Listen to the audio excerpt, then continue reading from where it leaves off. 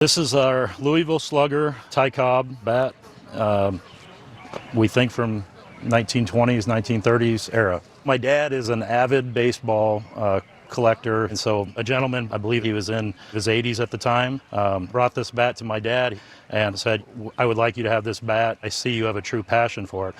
And so my dad took it and he put it in the corner, forgot about it for 20 years until he sold his shop about 5 years ago. And then we actually saw you appraise a Ty Cobb bat on Antiques Roadshow a couple years ago, and that's what got our interest peaked in the bat, and so here we are today. Yeah, well, it's not very often that we find these in the wild. I believe that appraisal was probably a decade ago, actually. It's been a long time since I've seen one like this, and we'll get to the bat in a second, but we had a big change in baseball history last week. Ty Cobb, for years and years and years, has had the highest batting average in the history of baseball until last week, when Major League Baseball integrated the Negro League statistics, and now Ty Cobb is number 2 in all-time career batting average at 366 to Hall of Famer Josh Gibson, a Negro Leaguer who had a career average of 372. Okay. So that's a little bit of Ty Cobb history that just came down, I believe, in the last week or two. With that being said, let's talk about your bat. First of all, there's 2 types of bats.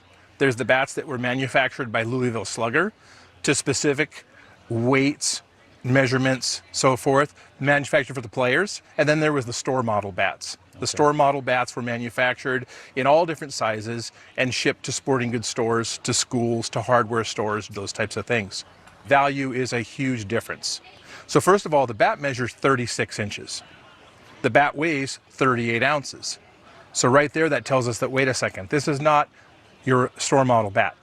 This would have been a bat that would have been made specifically for Ty Cobb. That fits right into his range of the bats that he would have ordered. The label dates it at 1916 to 1933. However, Cobb retired in 1928. So for us, that places this bat to have been manufactured between 1916 and 1928. And also, Ty Cobb was known to tape his bats with about 11 inches of tape in a spiral fashion. No way. If you measure all the way to the tape residue, we have about 11 inches of tape. We have some spike marks, and then we have the stains, which are widely considered to be tobacco stains. So we have everything we want to see today in a bat that's a professional model bat that has a really high likelihood it could have been used by Ty Cobb in a game. So all that being said, any idea what you know the bat's worth? I don't. I mean, you see online what some have sold for, and of course you don't think it's worth anywhere near that. But I have no clue. I wouldn't expect much coming into today. At auction, you're looking at $75,000 to $100,000. It's unbelievable. Unbelievable. I'd have never guessed. You're going to want to insure this bat for $125,000.